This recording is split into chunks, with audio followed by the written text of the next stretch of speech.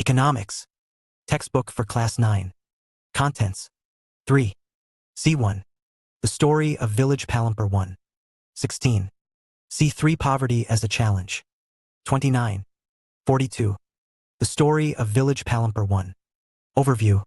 The purpose of the story is to introduce some basic concepts relating to production, and this we do through a story of a hypothetical village called Palampur. Asterisk. Farming is the main activity in Palampur, whereas several other activities such as small-scale manufacturing, dairy, transport, etc. are carried out on a limited scale. These production activities need various types of resources: natural resources, man-made items, human effort, money, etc. As we read through the story of Palampur, we will learn how various resources combine to produce the desired goods and services in the village. Introduction. Palampur is well connected with neighboring villages and towns. Raigunj, a big village, is 3 kilometers from Palampur. An all-weather road connects the village to Raigunj and further on to the nearest small town of Shahpur. Many kinds of transport are visible on this road, starting from bullock carts, tongas, bogies, wooden cart drawn by buffaloes, loaded with jaggery, gur, and other commodities, to motor vehicles like motorcycles, jeeps, tractors, and trucks. This village has about 450 families belonging to several different castes. The 80 upper caste families own the majority of land in the village. Their houses, some of them quite large, are made of brick with cement plastering. The SCs, Dalits, comprise 1/3 of the population and live in one corner of the village and in much smaller houses, some of which are of mud and straw. Most of the houses have electric connections. Electricity powers all the tube wells in the fields and is used in various types of small business. Palampur has 2 primary schools and 1 high school. There is a primary health center run by the government and 1 private dispensary where the sick are treated. The description above shows that Palampur has fairly well-developed system of roads, transport, electricity, irrigation, schools, and health center. Compare these facilities with those in your nearby village. The story of Palampur, an imaginary village, will take us through the different types of production activities in the village. In villages across India, farming is the main production activity. The other production activities, referred to as non-farm activities, include small manufacturing, transport, shopkeeping, etc. We shall take a look at both these types of activities after learning a few general things about production. The Story of Village Palampur. The Story of Village Palampur 1. Chapter 1. Picture 1.1. Scene of a village. Asterisk. The narrative is partly based on a research study by Gilbert A. Tien of a village in Bulandshahr district in western Uttar Pradesh. 2. Economics. Organization of production. The aim of production is to produce the goods and services that we want. There are 4 requirements for production of goods and services. The first requirement is land and other natural resources such as water, forests, minerals. The second requirement is labor, i.e. people who will do the work. Some production activities require highly educated workers to perform the necessary tasks. Other activities require workers who can do manual work. Each worker is providing the labor necessary for production. The third requirement is physical capital, i.e. the variety of inputs required at every stage during production. What are the items that come under physical capital? A. Tools, machines, buildings. Tools and machines range from very simple tools such as a farmer's plow to sophisticated machines such as generators, turbines, computers, etc. Tools, machines, buildings can be used in production over many years and are called fixed capital. B. Raw materials and money in hand. Production requires a variety of raw materials such as the yarn used by the weaver and the clay used by the potter. A. LSO. Some money is always required during production to make payments and buy other necessary items. Raw materials and money in hand are called working capital. Unlike tools, machines, and buildings, these are used up in production. There is a fourth requirement too. You will need knowledge and enterprise to be able to put together land, labor, and physical capital and produce an output either to use yourself or to sell in the market. This these days is called human capital. We shall learn more about human capital in the next chapter. Or in the picture, identify the land, labor, and fixed capital used in production. Picture 1.2. A factory with several laborers and machines. Every production is organized by combining land, labor, physical capital, and human capital, which are known as factors of production. As we read through the story of Palampur, we will learn more about the first 3 factors of production. For convenience, we will refer to the physical capital as the capital in this chapter. Farming in Palampur. 1. Land is fixed. Farming is the main production activity in Palampur. 75% of the people who are working are dependent on farming for their livelihood. They could be farmers or farm laborers. The well-being of these people is closely related to production on the farms. But remember that there is a basic constraint in raising farm production. Land area under cultivation is practically fixed. Since 1960 in Palampur, there has been no expansion in land area under. The story of village Palampur 3. Cultivation. By then, some of the wastelands in the village had been converted to cultivable land. There exists no further scope to increase farm production by bringing new land under cultivation. Larger areas of land more effectively. The first few tube wells were installed by the government. However, farmers started setting up private tube wells. As a result, by mid-1970s the entire cultivated area of 200 hectares, was irrigated. The standard unit of measuring land is hectare, though in the villages you may find land area being discussed in local units such as Biga, Gintha etc. 1 hectare equals the area of a square with one side measuring 100 meters. Can you compare the area of a 1 hectare field with the area of your school ground? 2. Is there a way one can grow more from the same land? In the kind of crops grown and facilities available, Palampur would resemble a village of the western part of the state of Uttar Pradesh. All land is cultivated in Palampur. No land is left idle. During the rainy season, Kharif farmers grow jowar and bajra. These plants are used as cattle feed. It is followed by cultivation of potato between October and December. In the winter season, rabi, fields are sown with wheat. From the wheat produced, farmers keep enough wheat for the family's consumption and sell the surplus wheat at the market at Raiganj. A part of the land area is also devoted to sugarcane, which is harvested once every year. Sugarcane, in its raw form or as jaggery, is sold to traders in Shahpur. The main reason why farmers are able to grow 3 different crops in a year in Palampur is due to the well-developed system of irrigation. Electricity came early to Palampur. Its major impact was to transform the system of irrigation. Persian wheels were, till then, used by farmers to draw water from the wells and irrigate small fields. People saw that the electric-run tube wells could irrigate much. Not all villages in India have such high levels of irrigation. Apart from the riverine plains, coastal regions in our country are well irrigated. In contrast, plateau regions such as the Deccan Plateau have low levels of irrigation. Of the total cultivated area in the country, a little less than 40% is irrigated even today. In the remaining areas, farming is largely dependent on rainfall. To grow more than one crop on a piece of land during the year is known as multiple cropping. It is the most common way of increasing production on a given piece of land.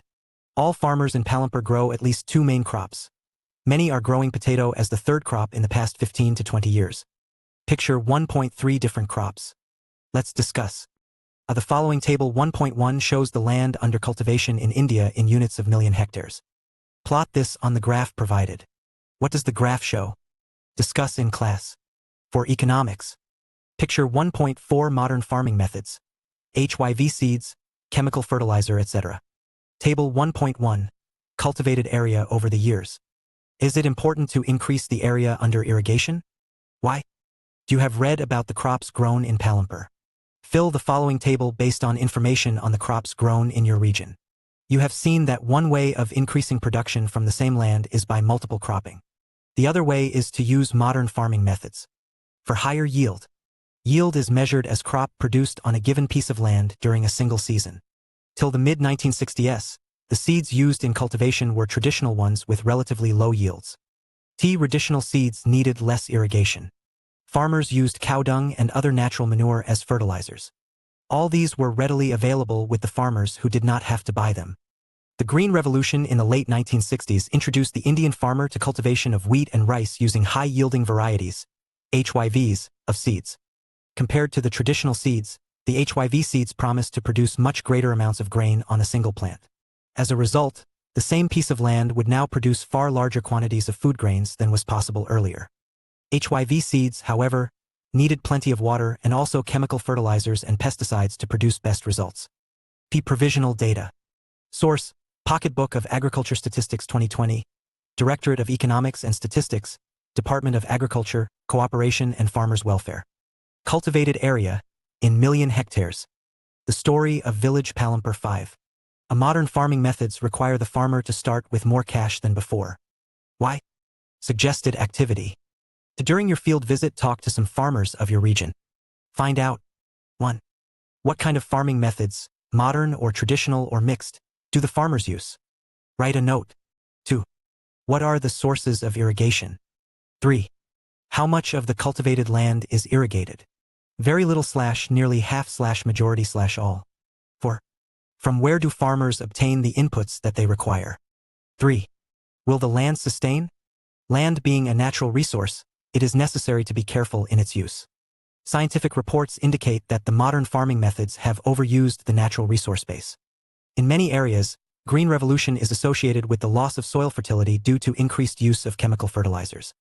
Also, continuous use of groundwater for tube well irrigation has led to the depletion of the water table. Environmental resources like soil fertility and groundwater are built up over years. Once destroyed, it is very difficult to restore them. We must take care of the environment to ensure future development of agriculture. Suggested activity. After reading the following reports from newspapers / magazines, write a letter to the agriculture minister in your own words telling him how the use of chemical fertilizers can be harmful. Table 1.2. Production of pulses and wheat in million tons. Chemical fertilizers provide minerals which dissolve in water and are immediately available to plants. But these may not be retained in the higher yields were possible only from a combination of HYV seeds, irrigation, chemical fertilizers, pesticides, etc. Farmers of Punjab, Haryana, and western Uttar Pradesh were the first to try out the modern farming method in India. The farmers in these regions set up tube wells for irrigation and made use of HYV seeds, chemical fertilizers, and pesticides in farming. Some of them bought farm machinery like tractors and threshers which made plowing and harvesting faster. They were rewarded with high yields of wheat.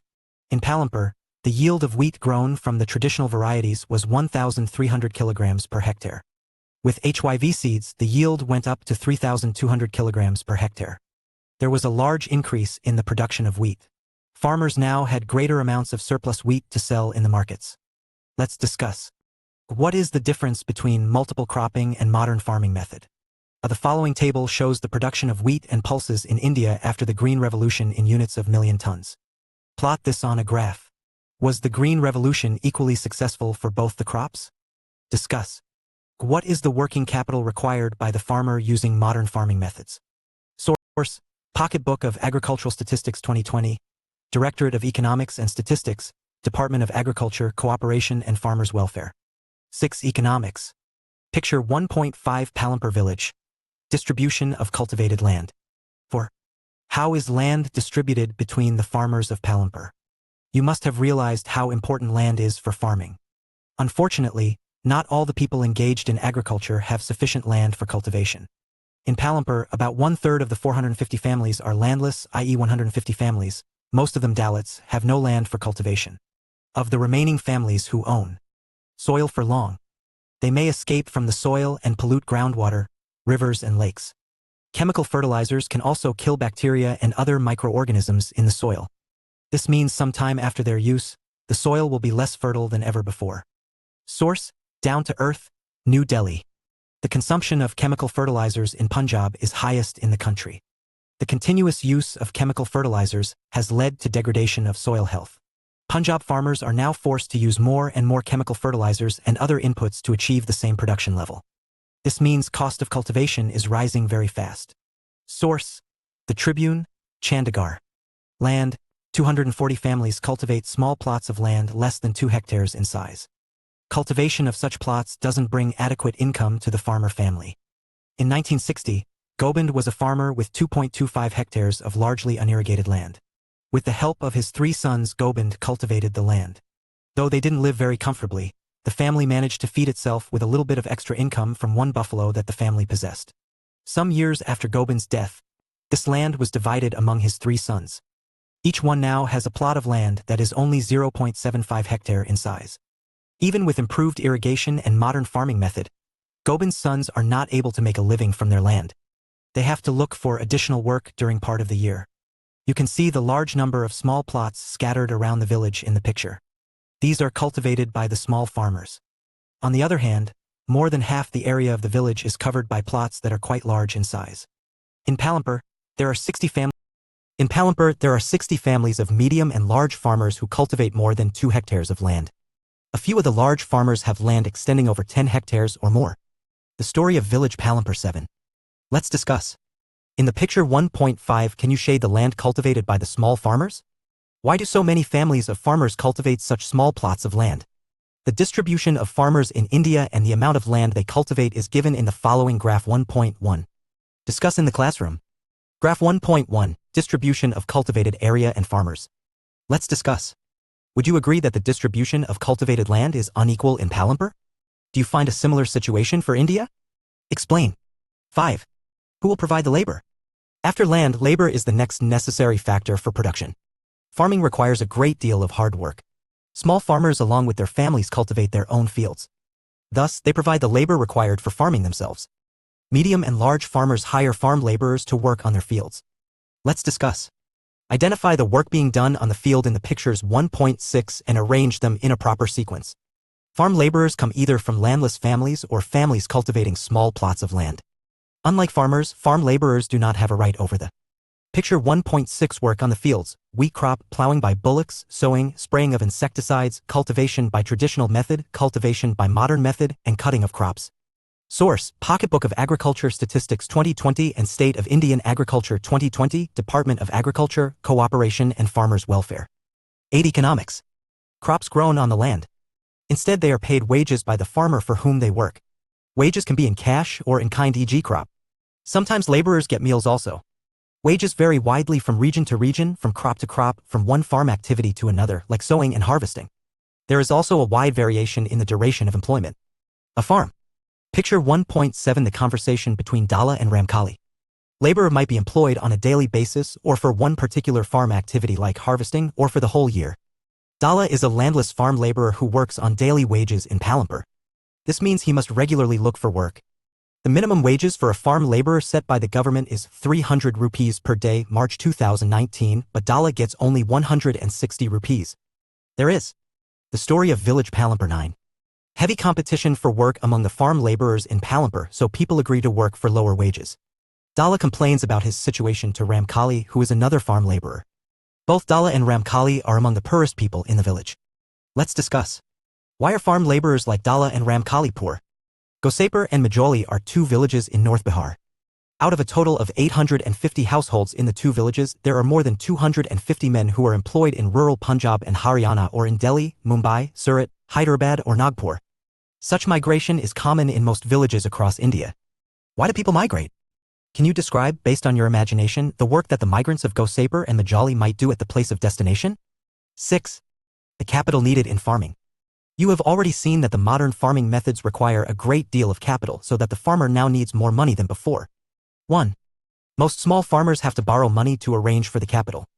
They borrow from large farmers or the village moneylenders or the traders who supply various inputs for cultivation. The rate of interest on such loans is very high. They are put to great distress to repay the loan. Savita is a small farmer. She plans to cultivate wheat on her 1 hectare of land. Besides seeds, fertilizers, and pesticides, she needs cash to buy water and repair her farm instruments. She estimates that the working capital itself would cost a minimum of 3,000 rupees. She doesn't have the money, so she decides to borrow from Tejpal Singh, a large farmer. Tejpal Singh agrees to give Savita the loan at an interest rate of 24% for 4 months, which is a very high interest rate. Savita also has to promise to work on his field as a farm laborer during the harvest season at 100 rupees per day. As you can tell, this wage is quite low. Savita knows that she will have to work very hard to complete harvesting on her own field and then work as a farm laborer for Tejpal Singh. The harvest time is a very busy time. As a mother of 3 children, she has a lot of household responsibilities. Savita agrees to these tough conditions as she knows getting a loan is difficult for a small farmer. 2. In contrast to the small farmers, the medium and large farmers have their own savings from farming. They are thus able to arrange for the capital needed. How do these farmers have their own savings? You shall find the answer in the next section. Let's discuss the story so far. We have read about the 3 factors of production: land, labor, and capital, and how they are used in farming. Let us fill in the blanks given below. Among the 3 factors of production, we found that labor is the most abundant factor of production. There are many people who are willing to work as farm laborers in the villages, whereas the opportunities of work are limited. They belong to either landless families or they are paid low wages and lead a difficult life. In contrast to labor is a scarce factor of production. Cultivated land area is. Moreover, even the existing land is distributed equally/unequally among the people engaged in farming. There are a large number of small farmers who cultivate small plots of land and live in. 10. Economics. Conditions not much better than the landless farm laborer. To make the maximum use of the existing land, farmers use and Both these have led to increase in production of crops. Modern farming methods require a great deal of.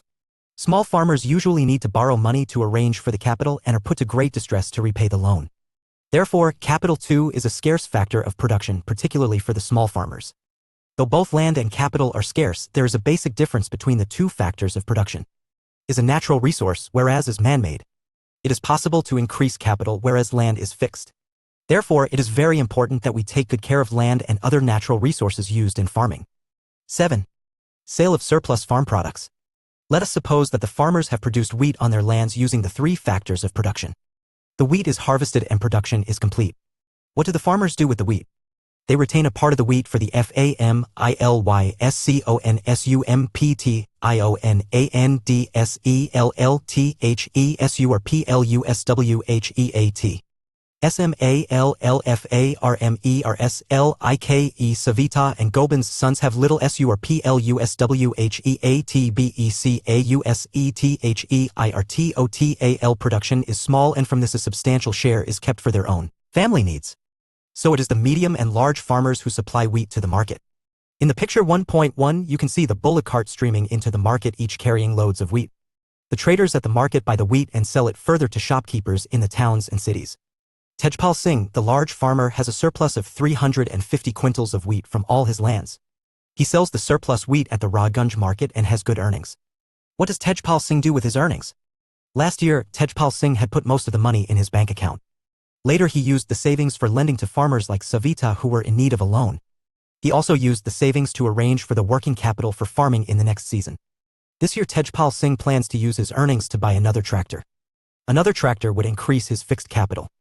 Like Tejpal Singh, other large and medium farmers sell the surplus farm products. A part of the earnings is saved and kept for buying capital for the next season. Thus, they are able to arrange for the capital for farming from their own savings. Some farmers might also use the savings to buy cattle, trucks, or to set up shops. As we shall see, these constitute the capital for non-farm activities. Non-farm activities in Palampur. We have learnt about farming as the main production activity in Palampur. We shall now take a look at some of the non-farm production activities. Only 25% of the people working in Palampur are engaged in activities other than agriculture. 1. Dairy, the other common activity. Dairy is a common activity in many families of Palampur. People feed their buffaloes on various kinds of grass and the jowar and bajra that grows during the rainy season. The milk is sold in Rajgunj, the nearby large village. 2 traders from Shahpur town have set up collection-cum-chilling centers at Rajgunj from where the milk is transported to far-away towns and cities. The story of village Palampur 11. Let's discuss. Let us take 3 farmers. Each has grown wheat on his field, though the production is different. See column 2. The consumption of wheat by each farmer family is the same. Column 3. The whole of surplus wheat this year is used as capital for next year's production. Also suppose production is twice the capital used in production. Complete the tables. Farmer 1. Farmer 2. Farmer 3. Let's discuss. Compare the production of wheat by the 3 farmers over the years. What happens to Farmer 3 in year 3? Can he continue production? What will he have to do to continue production? 2. An example of small-scale manufacturing in Palampur. At present, less than 50 people are engaged in manufacturing in Palampur. Unlike the manufacturing that takes place in the big factories in the towns and cities, manufacturing in Palampur involves very simple production methods. 12. Economics. Mishrailal has purchased a mechanical sugarcane crushing machine run on electricity and has set it up on his field. Sugarcane crushing was earlier done with the help of bullocks, but people prefer to do it by machines these days. Mishrailal also buys sugarcane from other farmers and processes it into jaggery. The jaggery is then sold to traders at Shahpur. In the process, Mishrailal makes a small profit, and are done on a small scale. They are carried out mostly at home or in the fields with the help of family labor. Rarely are laborers hired. Let's discuss. What capital did Mishrailal need to set up his jaggery manufacturing unit? Who provides the labor in this case? Can you guess why Mishrailal is unable to increase his profit? Could you think of any reasons when he might face a loss?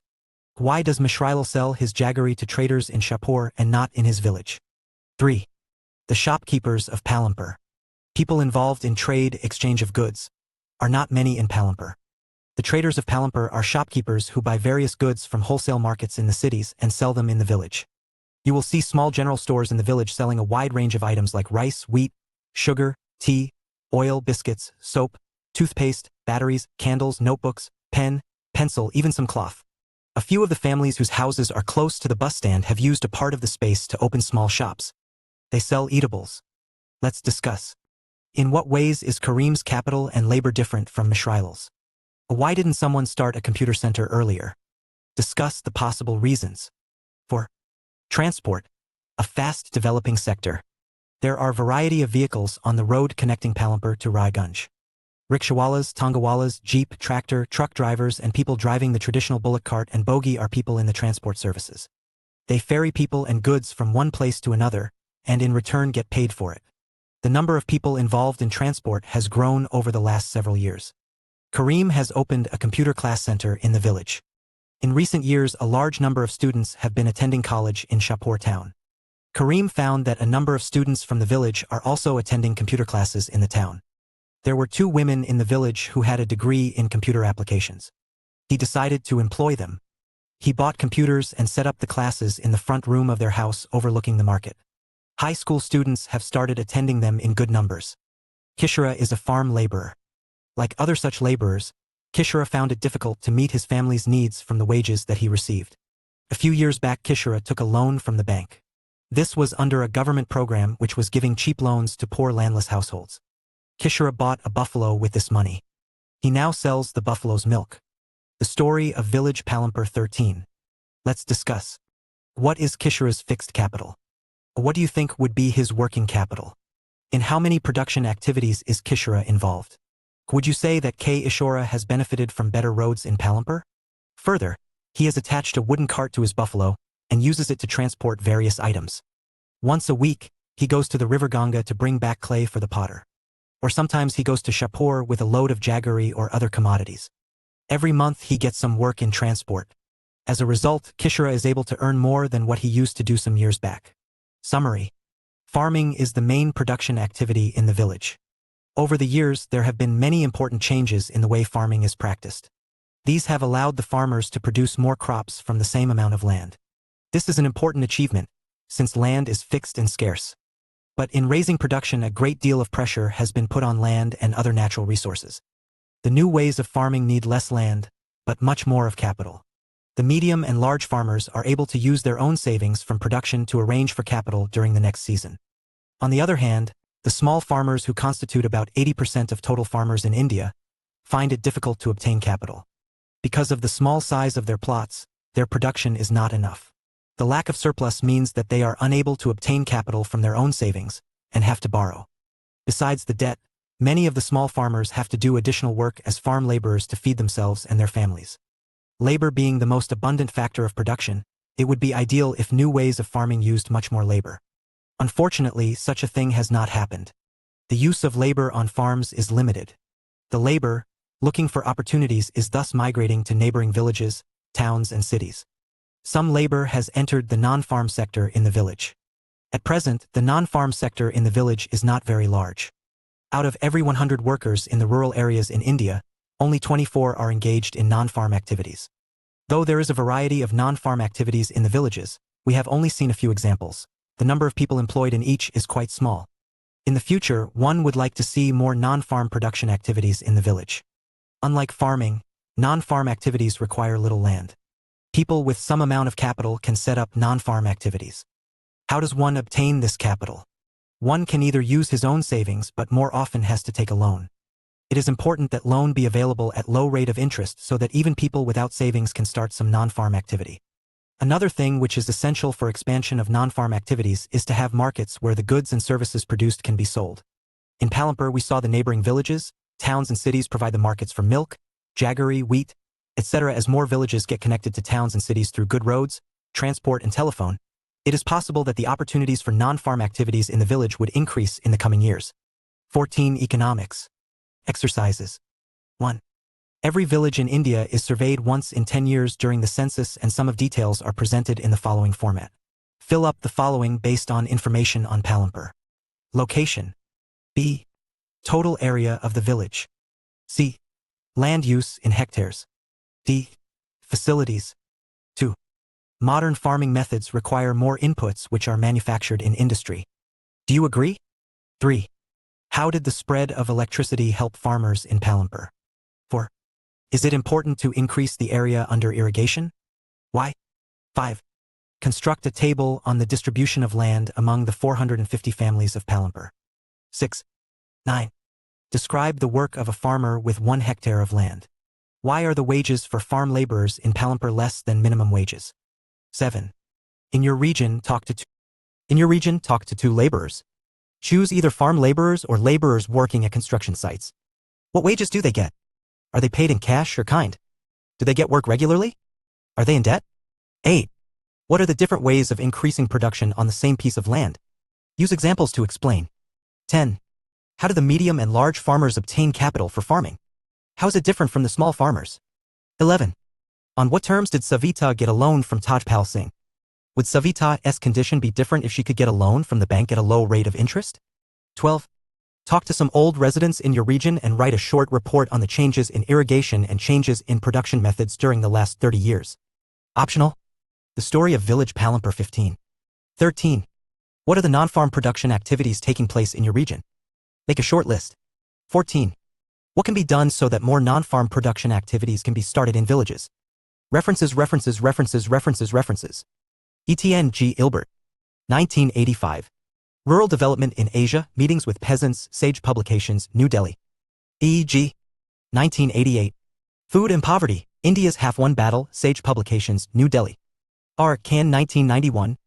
Village India and Its Political Economy in C.T. Kurian, edited, Economy, Society and Development, Sage Publications, New Delhi T. D. Ennial and A.T. 1962. Land and Labor in India, Asia Publishing House, Bombay. 16 Economics. Overview. The chapter People as Resource is an effort to explain population as an asset for the economy rather than a liability. Population becomes human capital when there is investment made in the form of education, training, and medical care. In fact, human capital is the stock of skill and productive knowledge embodied in them. People as resource is a way of referring to a country's working people in terms of their existing productive skills and abilities. Looking at the population from this productive aspect emphasizes its ability to contribute to THECREATIONOFTHEGROSSNATIONAL product. Like other resources, population also is a resource, a human resource. This is the positive side of a large population that is often overlooked when WELOOKONLYATTHENEGATIVESIDE. CONSIDERINGONLYTHEPROBLEMSOF providing the population with food, education, and access to health facilities. When the existing human resource is further developed by becoming more educated and healthy, we call it human capital formation that adds to the productive power of the country, just like physical capital formation. INVESTMENTINHUMANCAPITAL through education, training, medical care, yields a return just like investment in physical capital. This can be seen directly in the form of higher incomes earned because of higher productivity of the more educated or the better trained PERSONS, ASWELLASTHEHIGHE are productivity of healthier people. People as Resource 2 Chapter People as Resource 2. India's Green Revolution is a dramatic example of how the input of greater knowledge in the form of improved production technologies can rapidly increase the productivity of scarce land resources.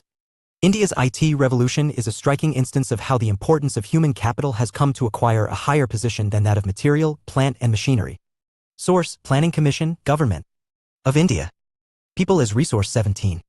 Not only do the more educated and the healthier people gain through higher incomes, society also gains in other indirect ways because the advantages of a more educated or a healthier population spreads to those also who themselves were not directly educated or given healthcare. In fact, human capital is in one way superior to other resources like land and physical capital. Human resource can make use of land and capital. Land and capital cannot become useful on its own. For many decades in India, a large population has been considered a liability rather than an asset. But a large.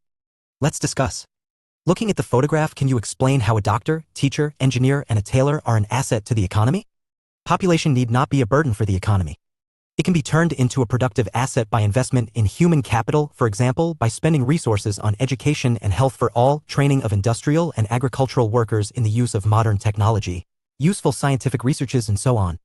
The two following cases illustrate how people can try to become a more productive resource. Story of Sakal. There were two friends Vilas and Sakal living in the same village Semibur. Sakal was a 12-year-old boy. His mother Sheila looked after domestic chores.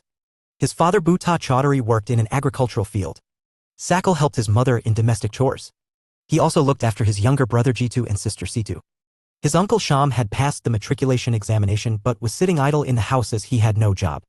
Bhutta and Sheila were eager to teach Sakal. They forced him to join the village school, which he soon joined. He started studying and completed his higher secondary examination. His father persuaded him to continue his studies. He raised a loan for Sakal to study a vocational course in computers. Sakal was meritorious and interested in studies from the beginning. With great vigor and enthusiasm, he completed his course. After some time, he got a job in a private firm. He even designed a new kind of software. This software helped him increase the sale of the firm. His boss acknowledged his services and rewarded him with a promotion. Picture 2.1. 18 Economics. Story of Vilas. Vilas was an 11-year-old boy residing in the same village as Sakal. Vilas's father Mahesh was a fisherman. His father passed away when he was only 2 years old. His mother Geeta sold fish to earn money to feed the family. She bought fish from the landowner's pond and sold it in the nearby mandi. She could earn only 150 rupees a day by selling fish. Vilas became a patient of arthritis. His mother could not afford to take him to the doctor. He could not go to school either. He was not interested in studies. He helped his mother in cooking and also looked after his younger brother Mohan. After some time, his mother fell sick and there was no one to look after her. There was no one in the family to support them. Vilas, too, was forced to sell fish in the same village. He liked his motherearnedonlyamegre income. Let's discuss. Do you notice any difference between the two friends? What are those? Picture 2.2 Stories of Vilas and Sakal. Activity. Visit a nearby village or a slum area and write down a case study of a boy or girl of your age facing the same condition as Vilas or Sakal. In the two case studies, we saw Sakal went to school and Vilas did not go. Sakal was physically strong and healthy. There was no need for him to visit the doctor frequently. Vilas was a patient of arthritis. He lacked the means to visit the doctor. Sakal acquired a degree in computer programming. Sakal found a job in a private firm while Vilas continued with the same work as his mother. He earned a meager income like his mother to support a family. In the case of Sakal, several years of education added to the quality of labor. This enhanced his total productivity. Total productivity adds to the growth of the economy. This in turn pays an people as resource 19. Individual through salary or in some other form of his choice. In case of Vilas, there could not be any education or healthcare in the early part of his life. He spends his life selling fish like his mother. Henceforth, he draws the same salary of unskilled laborer as his mother. Investment in human resource via education and medical care can give high rates of return in future. This investment on people is the same as investment in land and capital. A child, too, with investments made on her education and health can yield a high return in future in the form of HIGHEREARNINGSANDGREATER contribution to the society. Educated parents are found to invest more heavily on the education of their child. This is BECAUSETHEYHAVEREALISEDTHE importance of education for themselves. THEYAREALSOCONSCIOUSOFPROPER nutrition and hygiene. They accordingly look after their children's needs for education at school and good health. A virtuous cycle is thus created in this case. In contrast, a vicious cycle may be created by disadvantaged parents who themselves uneducated and lacking in hygiene keep their children in a similarly disadvantaged state. Countries like Japan have invested in human resource. They did not have any natural resource. These countries are developed/rich. They import the natural resource needed in their country. How did they become rich/developed? They have invested on people, especially in the field of education and health. These people have made efficient use of other resources, like land and capital. Efficiency and the technology evolved by people have made these countries rich/developed. Economic activities by men and women. Like Vilas and Sakal, people have been engaged in various activities. We saw that Vilas sold fish and Sakal got a job in the firm. The various activities have been classified into three main sectors, i.e., primary, secondary, and tertiary. Primary sector includes agriculture, forestry, animal husbandry, fishing, poultry farming, mining, and quarrying. Manufacturing is included in the secondary sector. Trade, transport, communication, banking, education, health, tourism, services, insurance, etc. are included in the tertiary sector. The activities in this sector result in the production of goods and services. These activities add value to the national income. These activities are called economic activities. Economic activities have two parts: market activities and non-market activities. Market activities involve remuneration to anyone who performs, i.e., activity performed for pay or profit. These include production of goods or services, including government service. Non-market activities are the production for self-consumption. These can be. Picture 2.3. Based on the picture, can you classify these activities into three sectors? 20. Economics. Consumption and processing of primary product and own account production of fixed assets. Education helps individual to make better use of the economic opportunities available before him. Education and skill are the major determinants of the earning of any individual in the market. A majority of women have meager education and low skill formation. Women are paid low compared to men. Most women work where job security is not there. Various activities relating to legal protection is meager. Employment in this sector is characterized by irregular and low income. In this sector, there is an absence of basic facilities like maternity leave, childcare, and other social security systems. However, women with high education and skill formation are paid at par with the men. Among the organized sector, teaching and medicine attract them the most. Some women have entered administrative and other services, including job, that need high levels of scientific and technological competence. Ask your sister or your classmate what she would like to take up as a career. Quality of population. The quality of population depends upon the literacy rate, health of a person indicated by life expectancy and skill formation acquired by the people of the country. The quality of the population ultimately decides the growth rate of the country. Literate and healthy population are an asset. Education. Sackle's education in the initial years of his life bore him the fruits in the later years in terms of a good job and salary. We saw education was an important input for the growth of Sackle.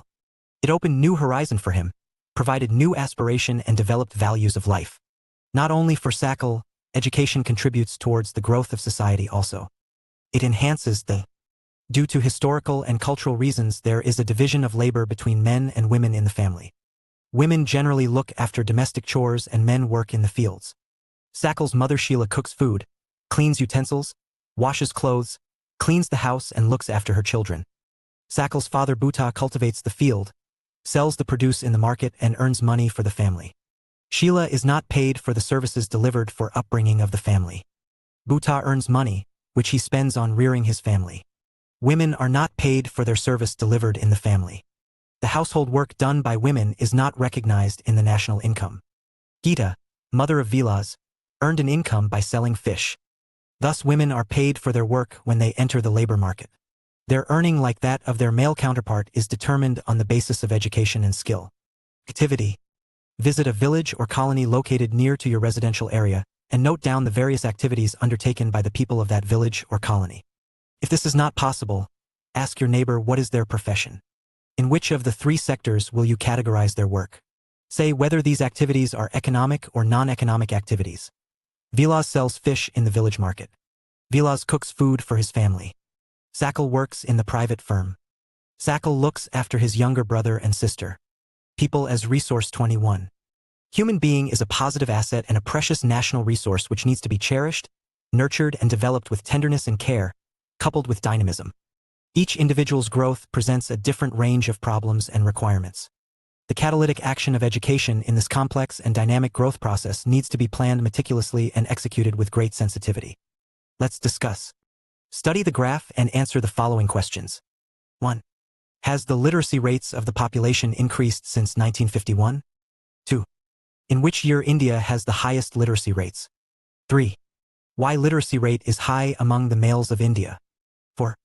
Why are women less educated than men? 5. How would you calculate literacy rate in India? 6. What is your projection about India's literacy rate in 2025? Source: National Education Policy, 1986. Elementary education with a special emphasis on girls. There is also an establishment of pace setting of schools like Navodaya Vidyalaya in each district. Vocational streams have been developed to equip large number of high school students with occupations related to knowledge and skills. The plan outlay on education has increased from 151 rupees crore in the first plan to 99,300 rupees crore in 2020 to 21. The expenditure on education as a percentage of GDP rose from 0.64% in 1951 to 52 to 3.1% in 2019 to 20 BE, and has remained stagnant around 3% from past few years. The budgetary estimate.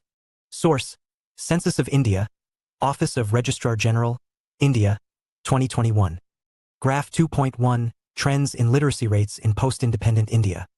Picture 2.4 School children. National income, cultural richness, and increases the efficiency of governance. There is a provision made for providing universal access, retention, and quality in 22 Economics. Activity. Count the number of boys and girls studying in your school or in your neighboring co-ed school. Ask the school administrator to provide you with the data of boys and girls studying in the classroom. Study the difference, if any, and explain for reasons in the classroom. As stated in the budget documents of Union State governments, Reserve Bank of India, the expenditure on education as a percentage of GDP has declined to 2.8% in 2020 to 21 BE. The literacy rates have increased from 18% in 1951 to 85% in 2018. Literacy is not only a right, it is also needed if the citizens are to perform their duties and enjoy their rights properly. However, a vast difference is noticed across different sections of the population. Literacy among males is nearly 16.1% higher than females, and it is about 14.2% higher in urban areas as compared to rural areas. As per 2011 census, literacy rates varied from 94% in Kerala to 62%. As per 2011 census, literacy rates varied from 94% in Kerala to 62% in Bihar. The primary school system, IV, has expanded to over 778,842 lakh in 2019 to 20. Unfortunately, this huge expansion of schools has been diluted by the poor quality of schooling and high dropout rates. Sarva Shiksha Abhiyan is a significant step towards providing elementary education to all children in the age group of 6 to 14 years by 2010. It is a time-bound initiative of the central government in partnership with the states, the local government, and the community for achieving the goal of universalization of elementary education. Along with it, bridge courses and back-to-school camps have been initiated to increase the enrollment in elementary education. Midday meal scheme has been implemented to encourage attendance and retention of children and improve their nutritional status. These policies could add to the literate population of India. The gross enrollment ratio, GER, in higher education in the age group of 18 to 23 years is 27% in 2019 to 20, which would be broadly in line with world average. The strategy focuses on increasing access, quality, adoption of state-specific curriculum modification, vocationalization, and networking on the use of information technology. There is also focus on distance education, convergence of formal, non-formal, distance, and IT education institutions. Source: UGC Annual Report 2019-20 and Selected Educational Statistics, Ministry of HRD. Report Point 2019-20.pdf. Provisional data from All India Survey on Higher Education 2017-18, 2018-19. Table 2.1, Number of Institutions of Higher Education, Enrollment and Faculty. People as Resource 23. Over the past 60 years, there has been a significant growth in the number of university and institutions of higher learning in specialized areas.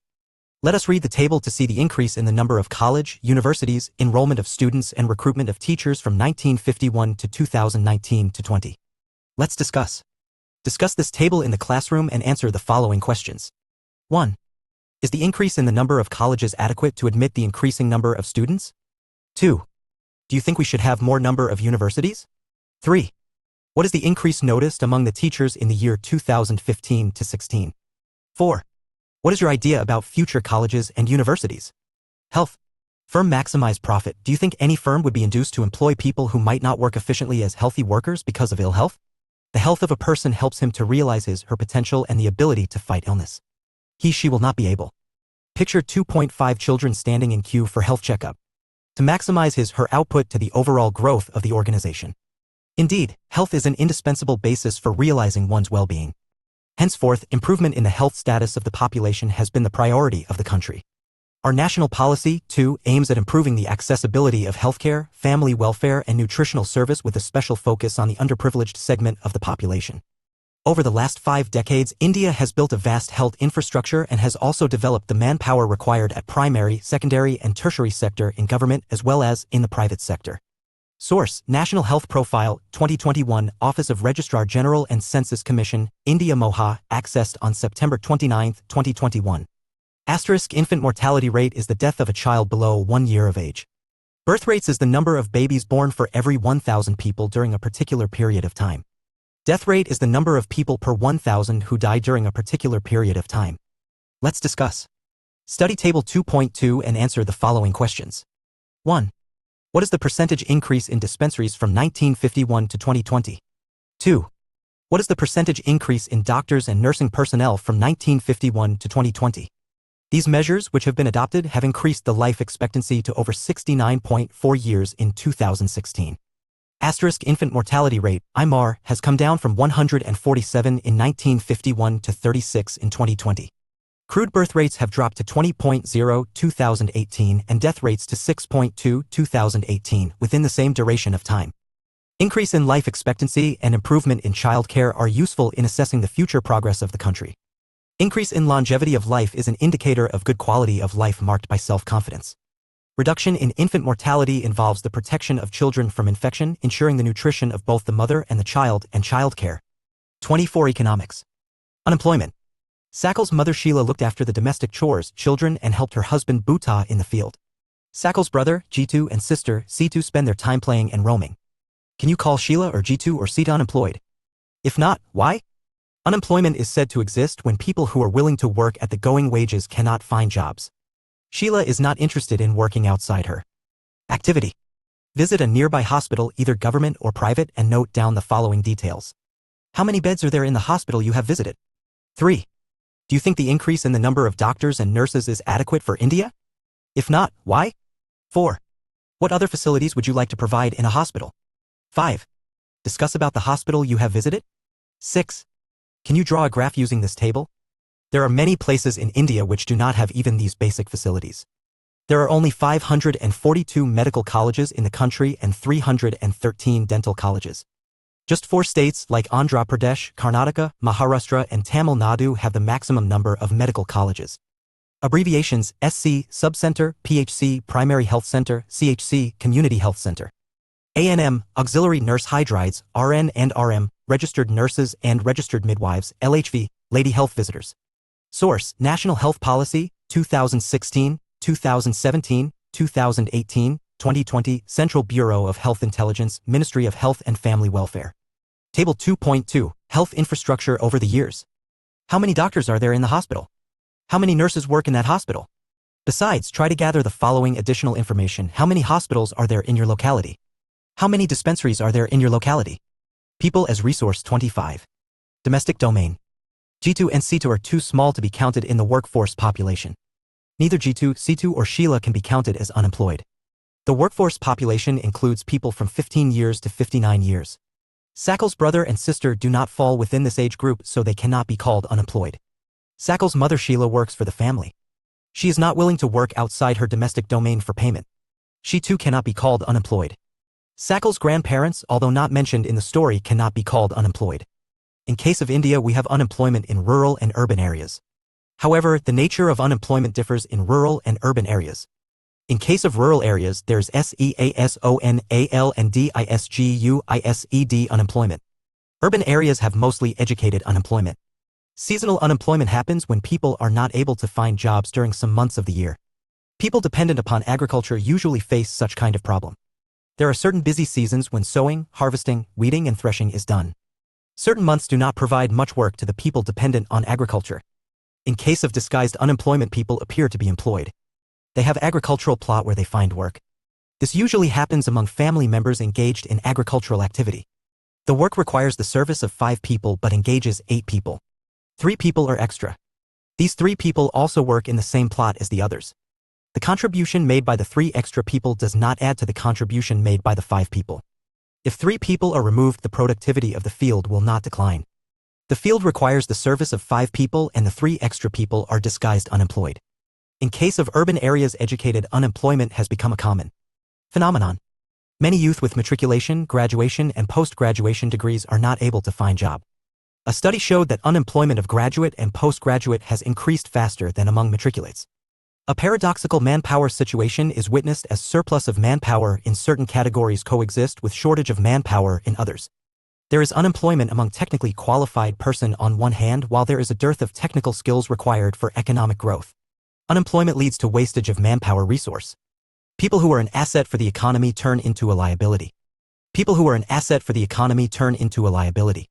There is a feeling of hopelessness and despair among the youth. People do not have enough money to support their family. Inability of educated people who are willing to work to find gainful employment implies a great social waste. Unemployment tends to increase economic overload. The dependence of the unemployed on the working population increases. The quality of life of an individual as well as of society is adversely affected. When a family has to live on a bare subsistence level, there is a general decline in its health status and rising withdrawal from the school system. Hence, unemployment has detrimental impact on the overall growth of an economy. Increase in unemployment is an indicator of a depressed economy. It also wastes the resource which could have been gainfully employed. If people cannot be used as a resource, they naturally appear as a liability to the economy.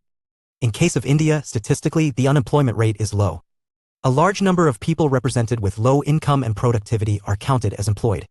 They appear to work throughout the year, but in terms of their potential and income, it is not adequate for them. The work that they are pursuing. 26. Economics. Seems forced upon them. They may therefore want other work of their choice. Poor people cannot afford to sit idle. They tend to engage in any activity irrespective of its earning potential. Their earning keeps them on a bare subsistence level. The secondary or the tertiary sector. In the secondary sector, small-scale manufacturing is the most labor-absorbing.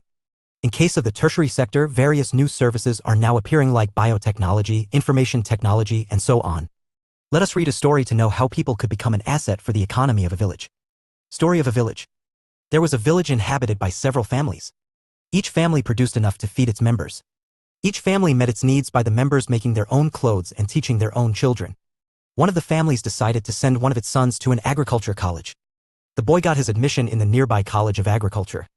After some time, he became qualified in agroengineering and came back to the village. He proved to be so creative that he could design an improved type of plow which increased the yield of wheat. Thus a new job of agroengineer was created and filled in the village. The family in the village sold the surplus in a nearby neighboring village. They earned good profit which they shared among themselves. Inspired by this success, all the families after some time held a meeting in the village. They all wanted to have a better future for their children too. They requested the panchayat to open a school in the village. They assured the panchayat that they would all send their children to school. The panchayat, with the help of government, opened a school. A teacher was recruited from a nearby town. All the children of this village started going to school. After some time, one of the families gave training to his daughter in. Moreover, the employment structure is characterized by self-employment in the primary sector. The whole family contributes in the field even though not everybody is really needed. So there is disguised unemployment in the agriculture sector. But the entire family shares what has been produced. This concept of sharing of work in the field and the produce raised reduces the hardship of unemployment in the rural sector. But this does not reduce the poverty of the family. Gradually, surplus labor from every household tends to migrate from the village in search of jobs. Let us discuss about the employment scenario in the three sectors mentioned earlier. Agriculture is the most labor-absorbing sector of the economy.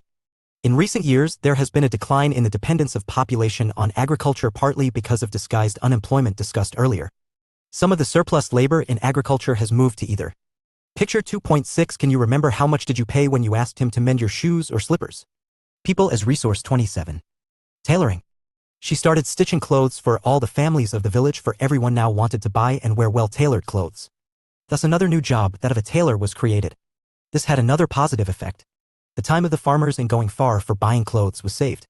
As the farmers spent more time in the field, the yield of the farms went up. This was the beginning of prosperity. The farmers had more than what they could consume. Now they could sell what they produced to others who came to their village markets.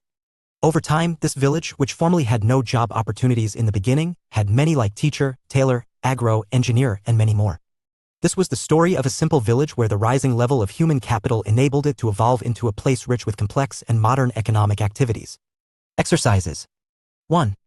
What do you understand by people as a resource? 2. How is human resource different from other resources like land and physical capital? 3. What is the role of education in human capital formation? 4. What is the role of health in human capital formation? 5. What part does health play in the individual's working life? 6. What are the various activities undertaken in the primary sector, secondary sector, and tertiary sector? 7. What is the difference between economic activities and non-economic activities? 8. Why are women employed in low-paid work? 9. How will you explain the term unemployment? 10. What is the difference between disguised unemployment and seasonal unemployment? 11. Why is educated unemployed a peculiar problem of India? 12. In which field do you think India can build the maximum employment opportunity? 13. Can you suggest some measures in the education system to mitigate the problem of the educated unemployed? 14. Can you imagine some village which initially had no job opportunities but later came up with many? 15. Which capital would you consider the best? Land, labor, physical capital, and human capital. Why? Summary. You have seen how inputs like education and health helped in making people an asset for the economy. The chapter also discusses about the economic activities undertaken in the three sectors of the economy. We also study about the problem associated with unemployment. Finally, the chapter ends with the story of a village which formerly had no job but later had plenty. 28. Economics. References. G.S.B. 1966. Human Capital, a Theoretical and Empirical Analysis with Special Reference to Education, General Series. Number 80. New York. National Bureau of Economic Research. T.W. S. Investment in Human Capital. American Economic Review. March 1961. Economic Survey 2015 to 2016. Ministry of Finance, Government of India, New Delhi. India Vision 2020. The Report. Planning Commission. Government of India, New Delhi. Midterm Appraisal of the 10th Five-Year Plan, 2002 to 2007. Planning Commission, Part 2. New Delhi. 10th Five-Year Plan, 2002 to 2007. Planning Commission, New Delhi. 12th Five-Year Plan, 2012 to 2017. Planning Commission, New Delhi. NCERT. 2016. Trilingual Dictionary of Economics, page 62. Poverty as a Challenge 29. Overview. This chapter deals with one of the most difficult challenges faced by independent India: poverty. After discussing this multidimensional problem through examples, the chapter discusses the way poverty is seen in social sciences. Poverty trends in India and the world are illustrated through the concept of the poverty line. Causes of poverty as well as anti-poverty measures taken by the government are also discussed. The chapter ends with broadening the official concept of poverty into human poverty. Introduction. In our daily life, we come across many people who we think are poor. They could be landless laborers in villages or people living in overcrowded juggies in cities. They could be daily wage workers at construction sites or child workers in Poverty as a Challenge chapter. Poverty as a Challenge 3.3. Dabas. They could also be beggars with children in tatters. We see poverty all around us. In fact, every fifth person in India is poor.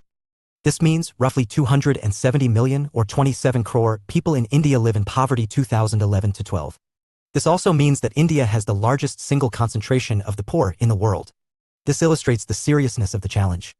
Two typical cases of poverty. Urban case. 33-year-old Ram Saran works as a daily wage laborer in a wheat flour mill near Ranchi in Jharkhand. He manages to earn around 1,500 rupees a month when he finds employment, which is not often. The money is not enough to sustain his family of 6, that includes his wife and 4 children aged between 12 years to 6 months. Picture 3.1 Story of Ram Saran.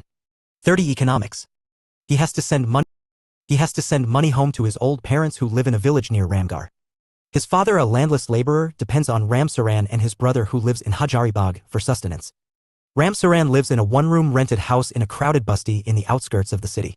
It's a temporary shack built of bricks and clay tiles. His wife Santa Devi works as a part-time maid in a few houses and manages to earn another 800 rupees.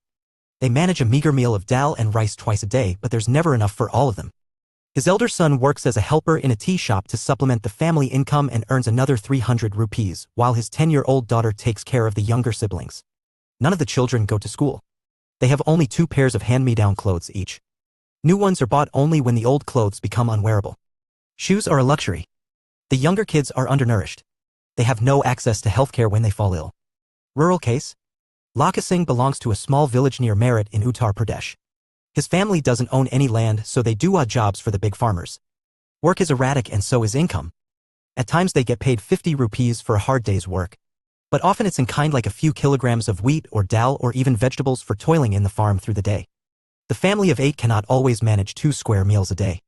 Laka lives in a kucha hut on the outskirts of the village. The women of the family spend the day chopping fodder and collecting firewood in the fields. His father, a TB patient, passed away 2 years ago due to lack of medication. His mother now suffers from the same disease and life is slowly ebbing away. Although the village has a primary school, Laka never went there. He had to start earning when he was 10 years old. New clothes happen once in a few years. Even soap and oil are a luxury for the family. Study the above cases of poverty and discuss the following issues related to poverty. Landlessness, unemployment, size of families, illiteracy, poor health/malnutrition, child labor, helplessness. Picture 3.2 Story of Laka Singh. Poverty as a challenge 31. These two typical cases illustrate many dimensions of poverty. They show that poverty means hunger and lack of shelter. It also is a situation in which parents are not able to send their children to school or a situation where sick people cannot afford treatment. Poverty also means lack of clean water and sanitation facilities. It also means lack of a regular job at a minimum decent level. Above all, it means living with a sense of helplessness. Poor people are in a situation in which they are ill-treated at almost every place, in farms, factories, government offices, hospitals, railway stations, etc. Obviously, nobody would like to live in poverty. One of the biggest challenges of independent India has been to bring millions of its people out of abject poverty. Mahatma Gandhi always insisted that India would be truly independent only when the poorest of its people become free of human suffering. Poverty is seen by social scientists.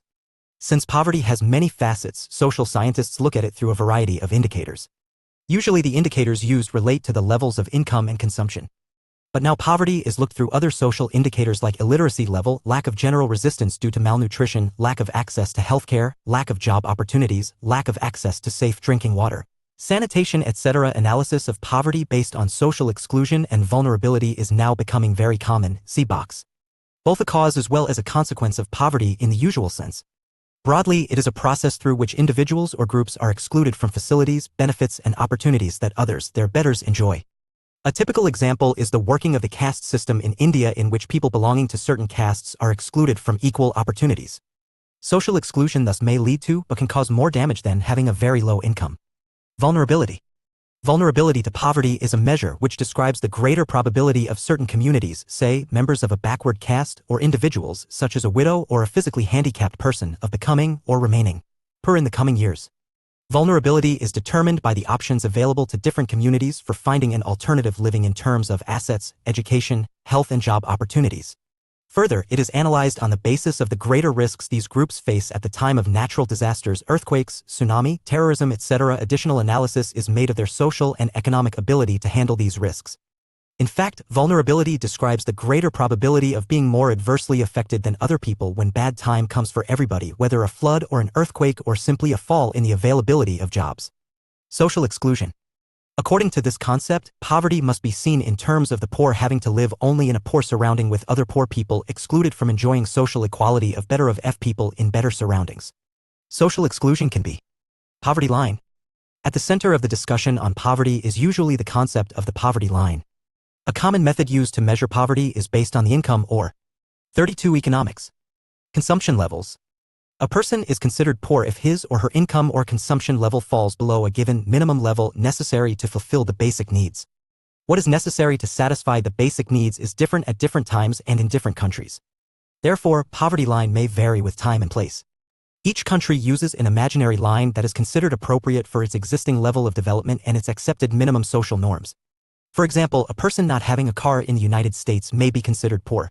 In India, owning of a car is still considered a luxury.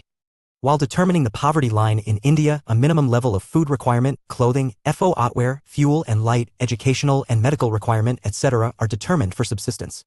These physical quantities are multiplied by their prices in rupees. The present formula for food requirement while estimating the poverty line is based on the desired calorie requirement. Food items such as cereals, pulses, vegetable, milk, oil, sugar, etc. together provide these needed calories. The calorie needs vary depending on age, sex, and the type of work that a person does. The accepted average calorie requirement in India is 2,400 calories per person per day in rural areas and 2,100 calories per person per day in urban areas. Since people living in rural areas engage themselves in more physical work, calorie requirements in rural areas are considered to be higher than in urban areas. The monetary expenditure per capita needed for buying these calorie requirements in terms of food grains, etc. is revised periodically, taking into consideration the rise in prices. On the basis of these calculations for the year 2011-12, the poverty line for a person was fixed at 816 rupees per month for rural areas and 1,000 rupees for urban areas. Despite less calorie requirement, the higher amount for urban areas has been fixed because of high prices of many essential products in urban centers. In this way, in the year 2011-12, a family of 5 members living in rural areas and earning less than about 4,080 rupees per month will be below the poverty line. A similar family in the urban areas would need a minimum of 5,000 rupees per month to meet their basic requirements. The poverty line is estimated periodically, normally every 5 years, by conducting sample surveys. These surveys are carried out by the National Sample Survey Organization, NSSO. However, for making comparisons between developing countries, many international organizations like the World Bank use a uniform standard for the poverty line. Minimum availability of the equivalent of $1.90 per person per day, 2011, PPP. Let's discuss the following. Why do different countries use different poverty lines? What do you think would be the minimum necessary level in your locality? Poverty estimates. It is clear from Table 3.1 that there is a substantial decline in poverty ratios in India from about 45% in 1993 to 94 to 37.2% in 2004-05. The proportion of people below poverty line further came down to about 22% in 2011-12. If the trend continues, people below poverty line may come down to less than 20% in the next few years. Although the percentage of people living under poverty declined in the earlier 2 decades, 1973 to 1993, the number of poor declined from 407 million in 2004, 05 to 270 million in 2011-12, with an average annual decline of 2.2 percentage points during 2004, 05 to 2011-12. Poverty as a challenge 33. Let's discuss. Study Table 3.1 and answer the following questions. Even if poverty ratio declined between 1993 to 94 and 2004, 05, why did the number of poor remain at about 407 million? Are the dynamics of poverty reduction the same in rural and urban India? Vulnerable groups. The proportion of people below poverty line is also not same for all social groups and economic categories in India. Social groups which are most vulnerable to poverty are scheduled caste and scheduled tribe households. Similarly, Table 3.1 Estimates of poverty in India, Tendulkar methodology. Source: India in Figures 2018, Government of India Central Statistics Office. Accessed on November 15, 2021. Among the economic groups, the most vulnerable groups are the rural agricultural labor households and the urban casual labor households. Graph 3.1 shows the percentage of poor people in all these groups. Although the average for people below poverty line for all groups in India is 22, 43 out of 100 people belonging to scheduled tribes are not able to meet their basic needs. Similarly, 34% of casual workers in urban areas are below poverty line. About 34% of casual labor farm in rural areas and 29% of scheduled CASTESAREALSOPOOR. The double disadvantage of being a landless casual wage labor household in the socially disadvantaged social groups of the Graph 3.1, Poverty in India 2011-12, Most Vulnerable Groups. Source: Accessed on September 29, 2021. 34 Economics. Picture 3.3 Story of Sivaraman. Scheduled caste or the scheduled tribe population highlights the seriousness of the problem. Some recent studies have shown that except for the scheduled tribe households, all the other 3 groups, i.e. scheduled castes, rural agricultural laborers and the urban casual labor households, have seen a decline in poverty in the 1990s. Apart from these social groups, there is also inequality of incomes within a family. In poor families all suffer, but some suffer more than others. In some cases, women, elderly people and female infants are denied equal access to resources available to the family. Story of Sivaraman. Sivaraman lives in a small village near Karur town in Tamil Nadu. Karur is famous for its handloom and power loom fabrics. There are 100 families in the village. Sivaraman, an Arianthathayar cobbler by caste, now works as an agricultural laborer for 160 rupees per day. But that's only for 5 to 6 months in a year. At other times he does odd jobs in the town. His wife Sasikla too works with him. But she can rarely find work these days, and even if she does, she's paid 100 rupees per day for the same work that Sivaraman does. There are 8 members in the family. Sivaraman's 65-year-old widowed mother is ill and poverty as a challenge 35. Let's discuss. Observe some of the poor families around you and try to find the following. Which social and economic group do they belong to? Who are the earning members in the family? What is the condition of the old people in the family? Are all the children, boys and girls, attending schools? 70s, the success rate of reducing poverty varies from state to state. Recent estimates show while the All India Head Count Ratio (HCR) was 21.9% in 2011-12, states like Madhya Pradesh, Assam, Uttar Pradesh, Bihar and Odisha had above All India poverty level. As the Graph 3.2 shows, Bihar and Odisha continue to be the 2 poorest states with poverty ratios of 33.7 and 32.6% respectively. Along with rural poverty, urban poverty is also high in Odisha, Madhya Pradesh, Bihar and Uttar Pradesh. In comparison, there has been a significant decline in poverty in Kerala, Maharashtra, Andhra Pradesh, Tamil Nadu, Gujarat, and West Bengal. States like Punjab and Haryana have traditionally succeeded in reducing poverty with the help of high agricultural growth rates. Kerala has focused more on human resource development. In West Bengal, land reform measures have helped in reducing poverty. In Andhra Pradesh and Tamil Nadu, public distribution of food grains could have been responsible for the improvement. Global poverty scenario. The proportion of people in different countries living in extreme economic poverty, defined by the World Bank as living on less than $1.90 per day, has fallen from 36% in 1990 to 10% in 2015. Although there has been a substantial reduction in global poverty, it is marked with great regional differences. Poverty declined substantially in China and Southeast Asian countries as a result of rapid economic growth and massive investments in human resource development.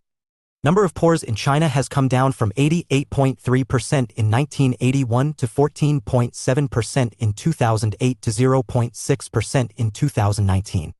In the countries of South Asia, India, Pakistan, Sri Lanka, Nepal, Bangladesh, Bhutan, the decline has also needs to be helped with her daily chores. He has a 25-year-old unmarried sister and 4 children aged between 1 year to 16 years. 3 of them are girls, the youngest is a son. None of the girls go to school. Buying books and other things for school-going girls is a luxury he cannot afford. Also, he has to get them married at some point of time, so he doesn't want to spend on their education now. His mother has lost interest in life and is just waiting to die someday. His sister and elder daughter take care of the household. Sivaraman plans to send his son to school when he comes of age. His unmarried sister does not get along with his wife. Sasikla finds her a burden, but Sivaraman can't find a suitable groom due to lack of money. Although the family has difficulty in arranging 2 meals a day, Sivaraman manages to buy milk once in a while, but only for his son. Interstate disparities. Poverty in India also has another aspect or dimension. The proportion of poor people is not the same in every state. Although state-level poverty has witnessed a secular decline from the levels of early 36 economics, been rapid 34% in 2005 to 15.2% in 2014. With decline in the percentage of the poor, the number of poor has also declined significantly from 510.4 million in 2005 to 274.5 million in 2013. Because of different poverty line definition, poverty in India is also shown higher than the national estimates.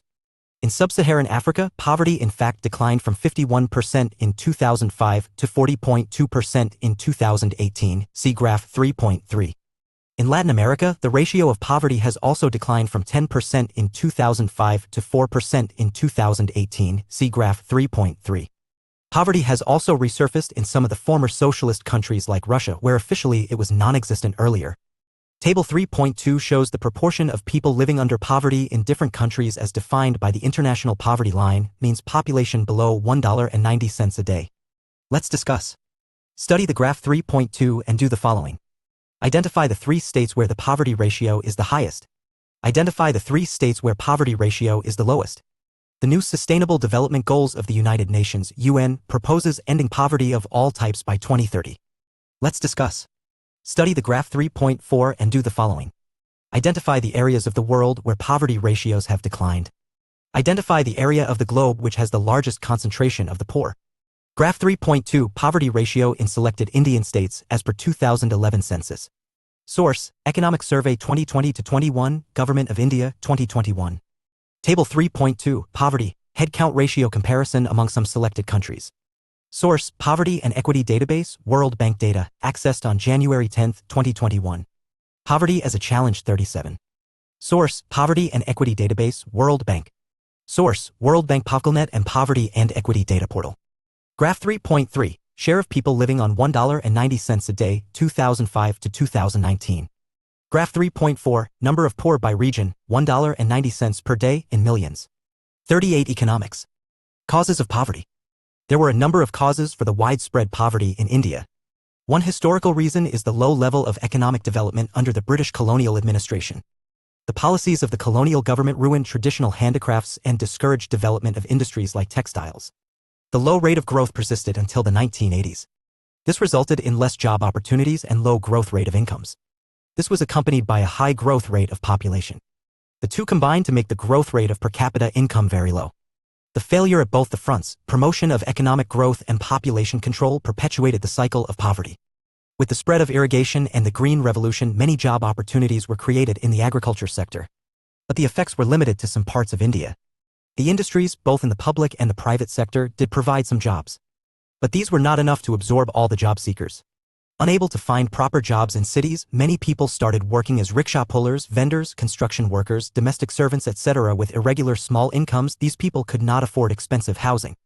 They started living in slums on the outskirts of the cities, and the problems of poverty, largely a rural phenomenon, also became the feature of the urban sector. Another feature of high poverty rates has been the huge income inequalities. One of the major reasons for this is the unequal distribution of land and other resources. Despite many policies, we have not been able to tackle the issue in a meaningful manner. Major policy initiatives like land reforms, which aimed at redistribution of assets in rural areas, have not been implemented properly and effectively by most of the state governments. Since lack of land resources has been one of the major causes of poverty in India, proper implementation of policy could have improved the life of millions of rural poor. Many other socio-cultural and economic factors also are responsible for poverty. In order to fulfill social obligations and observe religious ceremonies, people in India, including the very poor, spend a lot of money. Small farmers need money to buy agricultural inputs like seeds, fertilizer, pesticides, etc. Since poor people hardly have any savings, they borrow. Unable to repay because of poverty, they become victims of indebtedness. So the high level of indebtedness is both the cause and effect of poverty. Anti-poverty measures. Removal of poverty has been one of the major objectives of Indian developmental strategy. The current anti-poverty strategy of the government is based broadly on two planks: 1. Promotion of economic growth, 2. Targeted anti-poverty programs. Over a period of 30 years lasting up to the early 80s, there were little per capita income growth and not much reduction in poverty. Official poverty estimates, which were about 45% in the early 1950s, remained the same even in the early 80s. Since the 80s, India's economic growth has been one of the fastest in the world. The growth rate jumped from the average of about 3.5% a year in the 1970s to about 6% during the 1980s and 1990s. The higher growth rates have helped significantly in the reduction of poverty. Therefore, it is becoming clear that there is a strong link between economic growth and poverty reduction. Economic growth widens opportunities and provides the resources needed to invest in human development. This also encourages people. Poverty as a challenge. 39. To send their children, including the girl child, to schools in the hope of getting better economic returns from investing in education. However, the poor may not be able to take direct advantage from the opportunities created by economic growth. Moreover, growth in the agriculture sector is much below expectations. This has a direct bearing on poverty, as a large number of poor people live in villages and are dependent on agriculture. In these circumstances, there is a clear need for targeted anti-poverty programs. Although there are so many schemes which are formulated to affect poverty directly or indirectly, some of them are worth mentioning. Mahatma Gandhi National Rural Employment Guarantee Act, 2005 aims to provide 100 days of wage employment to every household to ensure livelihood security in rural areas. It also aimed at sustainable development to address the cause of drought, deforestation, and soil erosion. 1/3 of the proposed jobs have been reserved for women. The scheme provided employment to 220 crores person days of employment to 4.78 crore households. The share of SC, ST women person days in the scheme are 23%, 17%, and 53% respectively. The average wage has increased from 65 in 2006-07 to 132 in 2013-14. Recently, in March 2018, the wage rate for unskilled manual workers has been revised. State-wise, the range of wage rate for different states and union territories lies in between 281 per day for the workers in Haryana to 168 per day for the workers of Bihar and Jharkhand. Prime Minister Rozgar Yojana (PMRY) is another scheme which was started in 1993. The aim of the program is to create self-employment opportunities for educated unemployed youth in rural areas and small towns. They are helped in setting up small business and industries. Rural Employment Generation Program (RGP) was launched in 1995. The aim of the program is to create self-employment opportunities in rural areas and small towns. A target for creating 25 lakh new jobs has been set for the program under the 10th five-year plan. Swarnajayanti Gram Swarozgar Yojana (SG-SWI) was launched in 1999. The program aims at bringing the assisted poor families above the poverty line by organizing them into self-help groups through a mix of bank credit and government subsidy. Under the Pradhan Mantri Gramadaya Yojana (PMJY), launched in 2000, additional central assistance is given to states for basic services such as primary health, primary education, rural shelter, rural drinking water, and rural electrification. Another important scheme is Antyodaya Anna Yojana (AAY), about which you will be reading more in the next chapter. The results of these programs have been mixed. One of the major reasons for less effectiveness is the lack of proper implementation and right targeting. Moreover, there has been a lot of overlapping of schemes. Despite good intentions, the benefits of these schemes are not fully reached to the deserving poor. Therefore, the major emphasis in recent years is on proper monitoring of all the poverty alleviation programs. The challenges ahead. Poverty has certainly declined in India. But despite the progress, poverty reduction remains India's most compelling challenge. Wide disparities in poverty are visible between rural and urban areas and among different states. 40. Economics. Certain social and economic groups are more vulnerable to poverty. Poverty reduction is expected to make better progress in the next 10 to 15 years. This would be possible mainly due to higher economic growth, increasing stress on universal free elementary education, declining population growth, increasing empowerment of the women and the economically weaker sections of society. The official definition of poverty, however, captures only a limited part of what poverty really means to people. It is about a minimum subsistence level of living rather than a reasonable level of living. Many scholars advocate that we must broaden the concept into human poverty. A large number of people may have been able to feed themselves. But do they have education? Or shelter? Or healthcare? Or job security? Or self-confidence? Are they free from caste and gender discrimination? Is the practice of child labor still common? Worldwide experience shows that with development, the definition of what constitutes poverty also changes. Eradication of poverty is always a moving target. Hopefully, we will be able to provide the minimum necessary in terms of only income to all people by the end of the next decade. But the target will move on for many of the bigger challenges that still remain, providing healthcare, education and job security for all and achieving gender equality and dignity for the poor. These will be even bigger tasks. Exercises. 1. Describe how the poverty line is estimated in India. 2. Do you think that present methodology of poverty estimation is appropriate? 3. Describe poverty trends in India since 1973. 4. Discuss the major reasons for poverty in India. 5. Identify the social and economic groups which are most vulnerable to poverty in India. 6. Give an account of interstate disparities of poverty in India. 7. Describe global poverty trends. 8. Describe current government strategy of poverty alleviation. 9. Answer the following questions briefly. I. What do you understand by human poverty? 2. Who are the poorest of the poor? 3. What are the main features of the National Rural Employment Guarantee Act 2005? Summary. You have seen in this chapter that poverty has many dimensions. Normally, this is measured through the concept of poverty line. Through this concept, we analyzed main global and national trends in poverty. But in recent years, analysis of poverty is becoming rich through a variety of new concepts like social exclusion.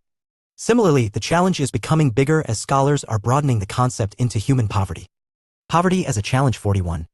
References. D. Angus and V.K. eds. 2005. The Great Indian Poverty Debate. Macmillan India Limited, New Delhi. Economic Survey 2015 to 2016. Ministry of Finance, Government of India, New Delhi. Chapter on Social Sectors, online web URL ES 2004-05/social.htm. Midterm Appraisal of the 10th Five-Year Plan 2002 to 2007. Planning Commission, New Delhi. Part 2, Chapter 7, Poverty Elimination and Rural Employment, online web URL. National Rural Employment Guarantee Act 2005. Online web URL, rajaswa.pdf. PA Vind and VM Poverty by Social, Religious and Economic Groups in India and its Largest State, Working Paper No. 2013-14, Program on Indian Economic Policies, Columbia University. 10th Five-Year Plan 2002 to 2007. Planning Commission, New Delhi. Chapter 3.2, Poverty Alleviation in Rural India, Strategy and Programs, online web URL v2ch32.pdf. World Development Indicators 2016. Featuring the Sustainable Development Goals, the World Bank. 42. Economics. Overview. Food security means availability, accessibility and affordability of food to all people at all times. The poor households are more vulnerable to food insecurity whenever there is a problem of production or distribution of food crops. Food security depends on the public distribution system, PDS, and government vigilance and action at times when this security is threatened. What is food security? Food is as essential for living as air is for breathing. But food security means something more than getting 2 square meals. Food security has following dimensions. A. Availability of food means food production within the country, food imports, and the previous year's stock stored in government granaries. B. Accessibility means food is within reach of every person. C. Affordability implies that an individual has enough money to buy sufficient, safe, and nutritious food to meet one's dietary needs. Thus, food security is ensured in a country only if 1. Enough food is available for all the persons, 2. All persons have the capacity to buy food of acceptable quality, and 3. There is no barrier on access to food. Why food security? The poorest section of the society might be food insecure most of the times, while persons above the poverty line might also be food insecure when the country faces food security in India. Chapter 4 Food security in India. 4. A national disaster/calamity like earthquake, drought, flood, tsunami, widespread failure of crops causing famine, etc. How is food security affected during a calamity? Due to a natural calamity, say drought, total production of food grains decreases. It creates a shortage of food in the affected areas. Due to shortage of food, the prices goes up. At the high prices, some people cannot afford to buy food. If such calamity happens in a very widespread area or is stretched over a longer time period, it may cause a situation of starvation. A massive starvation might take a turn of famine. A famine is characterized by widespread deaths due to starvation and, in the 1970s, food security was understood as the availability at all times of adequate supply of basic foodstuffs. UN, 1975. Amartya Sen added a new dimension to food security and emphasized the access to food through what he called entitlements, a combination of what one can produce, exchange in the market along with state or other socially provided supplies. Accordingly, there has been a substantial shift in the understanding of food security. The 1995 World Food Summit declared, food security at the individual, household, regional, national, and global levels exists when all people at all times have physical and economic access to sufficient, safe and nutritious food to meet their dietary needs and food preferences for an active and healthy life. FAO, 1996, page 3. The declaration further recognizes that poverty eradication is essential to improve access to food. Food security in India. 43. Picture 4.2 During the Bengal famine of 1943, a family leaves its village in Chittagong district in Bengal. Picture 4.1 Starvation victims arriving at a relief center, 1945. Let's discuss. 1. Some people say that the Bengal famine happened because there was a shortage of rice. Study the table and find out whether you agree with the statement. 2. Which year shows a drastic decline in food availability? Do you know who were affected the most by the famine? The agricultural laborers, fishermen, transport workers, and other casual laborers were affected the most by dramatically increasing price of rice. They were the ones who died in this famine. Source, Sin, A.K., 1981, page 61. Table 4.1 Production of rice in the province of Bengal. Epidemics caused by forced use of contaminated water or decaying food and loss of body resistance due to weakening from starvation. The most devastating famine that occurred in India was the famine of Bengal in 1943. This famine killed 30 lakh people in the province of Bengal. Nothing like Bengal famine has happened in India again. It is, however, disturbing to note that even today famine-like conditions exist in many parts of the country, leading to starvation deaths at times. Natural calamities and pandemics may also lead to food shortage. For example, COVID-19 pandemic had an adverse impact upon the food security. Restriction on movement of people and goods and services impacted economic activity. Therefore, food security is needed in a country to ensure food at all times, including calamities and pandemics. Who are food insecure? Although a large section of people suffer from food and nutrition insecurity in India, the worst affected groups are landless people with little or no land to depend upon, traditional artisans, providers of traditional services, petty self-employed workers, and destitutes, including beggars. In the urban areas, the food insecure families are those whose working members are generally employed in ill-paid occupations and casual labor market. These workers are largely suggested activity. A. What do you see in picture 4.1? B. Which age group is seen in the first picture? C. Can you say that the family shown in the picture 4.2 is a poor family? Why? D. Can you imagine the source of livelihood of the people shown in two pictures before the occurrence of famine? In the context of a village. E. Find out what type of help is given to the victims of a natural calamity at a relief camp. F. Have you ever helped such victims in the form of money, food, clothes, medicines, etc.? Project work. Gather more information about famines in India. Story of Ramu. Ramu works as a casual laborer in agriculture in Raipur village. His eldest son Somu, who is 10 years old, also works as a pali to look after the cattle of the sarpanch of the village Sitpal Singh. Somu is employed for the whole year by the sarpanch and is paid a sum of 1,000 rupees for this work. Ramu has 3 more sons and 2 daughters, but they are too young to work on the field. His wife Sunhari is also part-time, working as house cleaner for the livestock, removing and managing cow dung. She gets 1/2 liter milk and some cooked food along with vegetables for her daily work. Besides, she also works in the field along with her husband in the busy season and supplements his earnings. Agriculture, being a seasonal activity, employs Ramu only during times of sowing, transplanting, and harvesting. He remains unemployed for about 4 months during the period of plant consolidation and maturing in a year. He looks for work in other activities. Sometimes he gets employment in bricklaying or in construction activities in the village. By all his efforts, Ramu is able to earn enough either in cash or kind for him to buy essentials for 2 square meals for his family. However, during the days when he is unable to get some work, he and his family really face difficulties, and sometimes his small kids have to sleep without food. Milk and vegetables are not a regular part of meals in the family. Ramu is food insecure during 4 months when he remains unemployed because of the seasonal nature of agriculture work. Engaged in seasonal activities and are paid very low wages that just ensure bare survival. Let's discuss. Does Ahmad have a regular income from rickshaw pulling? How does the yellow card help Ahmad? Story of Ahmad. Ahmad is a rickshaw puller in Bangalore. He is shifted from Jumri to Leah along with his 3 brothers, 2 sisters and old parents. He stays in a juggy. The survival of all members of his family depends on his daily earnings from pulling rickshaw. However, he does not have a secured employment and his earnings fluctuate every day. During some days he gets enough earning for him to save some amount after buying all his day-to-day necessities. On other days he barely earns enough to buy his daily necessities. However, fortunately, Ahmad has a yellow card, which is PDS card for below poverty line people. With this card, Ahmad gets sufficient quantity of wheat, rice, sugar and kerosene oil for his daily use. He gets these essentials at half of the market price. He purchases his monthly stock during a particular day when the ration shop is open for below poverty people. In this way, Ahmad is able to eke out his survival with less than sufficient earnings for his big family where he is the only earning member. Let's discuss. Why is agriculture a seasonal activity? Why is Ramu unemployed for about 4 months in a year? What does Ramu do when he is unemployed? Who are supplementing income in Ramu's family? Why does Ramu face difficulty when he is unable to have work? When is Ramu food insecure? Run his family even with small earnings from rickshaw pulling? The social composition along with the inability to buy food also plays a role in food insecurity. The SCs, STs and some sections of the OBCs, lower castes among them who have either poor land base or very low land productivity are prone to food insecurity. The people affected by natural disasters who have to migrate to other areas in search of work are also among the most food insecure people. A high incidence of malnutrition prevails among women. This is a matter of serious concern as it puts even the unborn baby at the risk of malnutrition. A large proportion of pregnant and nursing mothers and children under the age of 5 years constitute an important segment of the food insecure population. According to the National Health and Family Survey, NHFS 1998-99, the number of such women and children is approximately 11 crore.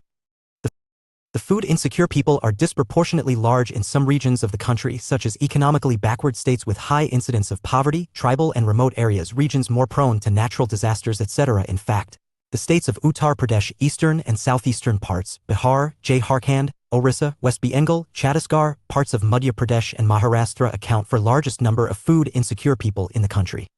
Hunger is another aspect indicating food insecurity. Hunger is not just an expression of poverty, it brings about poverty. The attainment of food security therefore involves eliminating current hunger and reducing the risks of future hunger. Hunger has chronic and seasonal dimensions.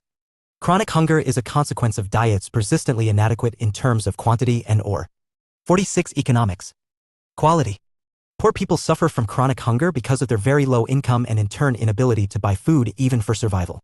Seasonal hunger is related to cycles of food growing and harvesting. This is prevalent in rural areas because of the seasonal nature of agricultural activities and in urban areas because of casual laborers, e.g., there is less work for casual construction laborers during the rainy season. This type of hunger exists when a person is unable to get work for the entire year. The percentage of seasonal as well as chronic hunger has declined in India as shown in the above table. India is aiming at self-sufficiency in food grains since independence. After independence, Indian policymakers adopted all measures to achieve self-sufficiency in food grains. India adopted a new strategy in agriculture which resulted in green revolution, especially in the production of wheat and rice. Indira Gandhi, the then Prime Minister of India, officially recorded the impressive strides of green revolution in agriculture by releasing a special stamp entitled Wheat Revolution in July 1968. The Table 4.2 Percentage of households with hunger in India. Source, Sagar, 2004. Success of wheat was later replicated in rice. The increase in food grains was, however, disproportionate.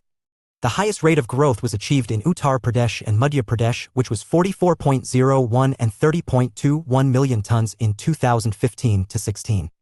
The total food grain production was 252.22 million tons in 2015-16, and it has changed to 275.68 million tons in 2016-17. Uttar Pradesh and Madhya Pradesh recorded a significant production in field of wheat which was 26.87 and 17.69 million tons in 2015-16, respectively. West Bengal and UP, on the other hand, recorded significant production of rice 15.75 and 12.51 million tons in 2015-16, respectively. Suggested activity. Visit some farms in a nearby village and collect the details of food crops cultivated by the farmers. Food security in India. Since the advent of the Green Revolution in the early 1970s, the country has avoided famine even during adverse weather conditions. India has become self-sufficient in food grains during the last 30 years because of a variety of crops grown all over the country. The availability of food grains even in adverse weather conditions or otherwise at the country. Picture 4.3. A farmer from Punjab standing in a field of one of the high-yielding varieties of wheat on which the Green Revolution is based. Food security in India 47. Graph 4.1. Production of food grains in India million tons. Announced price for their crops. This price is called Minimum Support Price, MSP. The MSP is declared by the government every year before the sowing season to provide incentives to farmers for raising the production of these crops. The purchased food grains are stored in granaries. Do you know why this buffer stock is created by the government? This is done to distribute food grains in the deficit areas and among the poorer strata of the society at a price lower than the market price, also known as issue price. This also helps resolve the problem of shortage of food during adverse weather conditions or during the periods of calamity. What is the public distribution system? The food procured by the FCI is distributed through government-regulated ration shops among the poorer section of the society. This is called the public distribution system, PDS. Ration shops are now present in most localities. Let's discuss. Study Graph 4.1 and answer the following questions. A. In which year did our country cross the 200 million ton per year mark in food grain production? B. In which decade did India experience the highest decadal increase in food grain production? C. Is production increase consistent in India since 2001? Level has further been ensured with a carefully designed food security system by the government. This system has two components, A. Buffer stock and B. Public distribution system. What is buffer stock? Buffer stock is the stock of food grains, namely wheat and rice, procured by the government through the Food Corporation of India, FCI. The FCI purchases wheat and rice from the farmers in states where there is surplus production. The farmers are paid a pre. Source: Department of Agricultural, Cooperation and Farmers Welfare, Ministry of Agriculture and Farmers Welfare, Directorate of Economics and Statistics, 2020-21. Villages, towns and cities. There are about 5.5 lakh ration shops all over the country. Ration shops, also known as fair price shops, keep stock of food grains, sugar, and kerosene for cooking. These items are sold to people at a price lower than the market price. Any family with a ration card * can buy a stipulated amount of these items, e.g. 35 kilograms of grains, 5 liters of kerosene, 5 kilograms of sugar, etc., every month from the nearby ration shop. Are there any problems that they face? Why are ration shops necessary? The introduction of rationing in India dates back to the 1940s against the backdrop of the Bengal famine. The rationing system was revived in the wake of an acute food shortage during the 1960s, prior to the Green Revolution. In the wake of the high incidence of poverty levels as reported by the NCERT in the mid-1970s, 3 important food intervention programs were introduced: Public Distribution System, PDS, for food grains.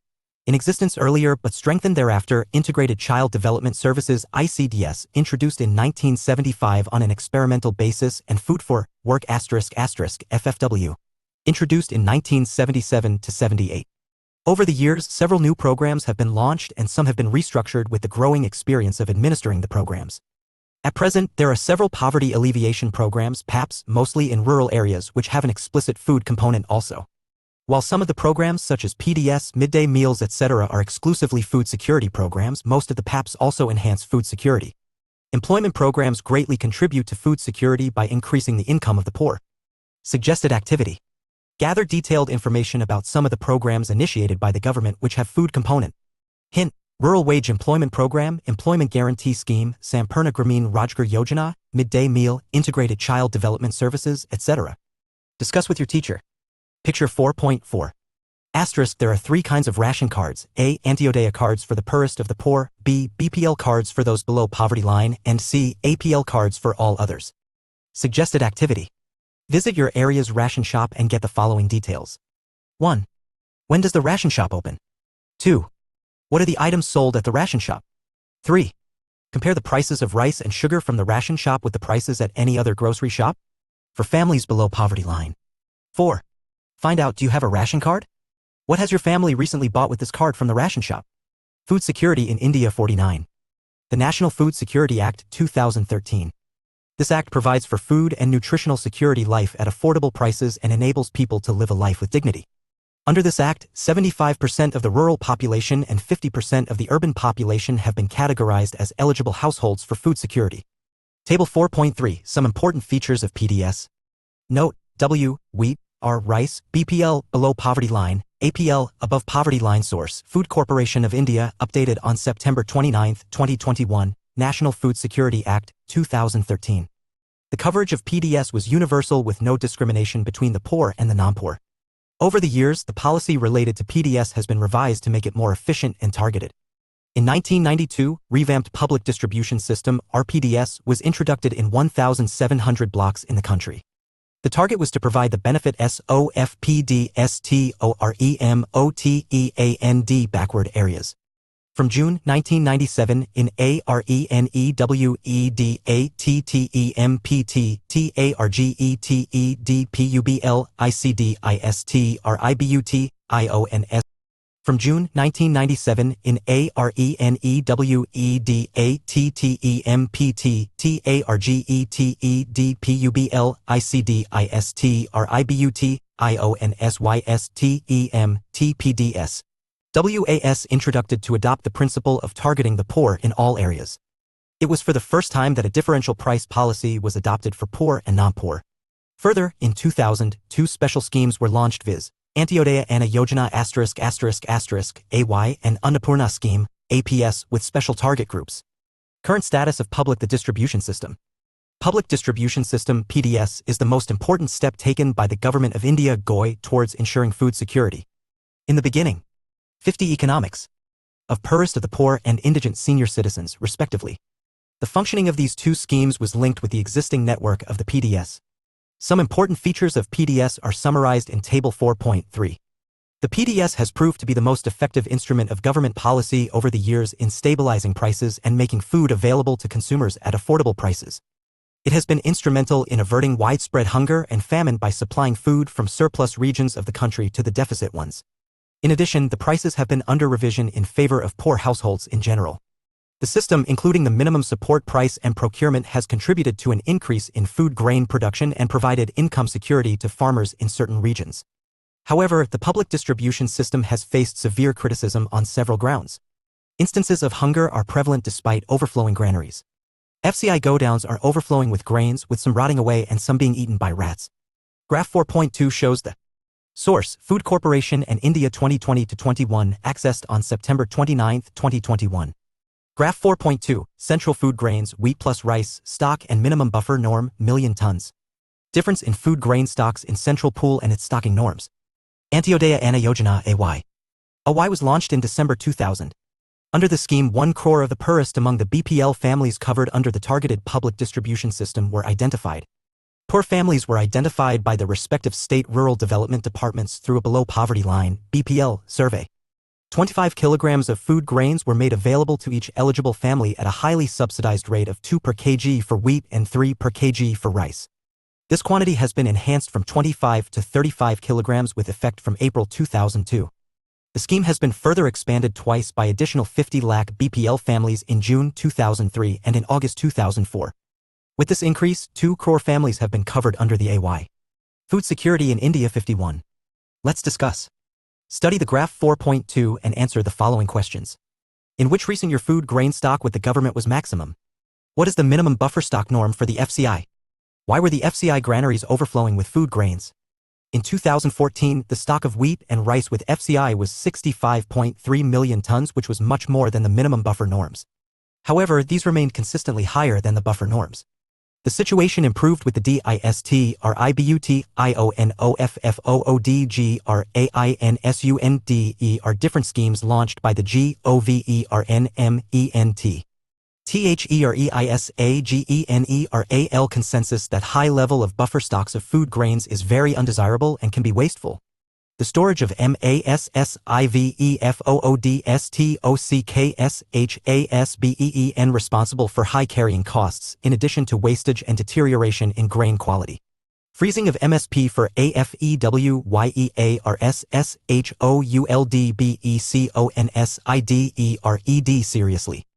THEINCREASEDFOODGRAINS procurement at enhanced MSP is the RESULTOFTHEPRESSUREEXERTEDBY leading food grain producing states such as Punjab, Haryana and Andhra Pradesh.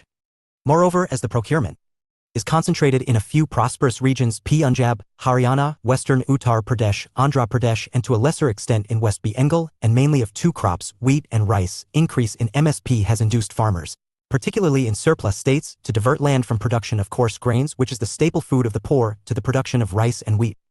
The intensive utilization of water in the CULTIVATIONOFRICEHASALSOLEDTO environmental degradation and fall in THEWATERLEVEL, THREATENINGTHESUSTIANINBIL, development in these states.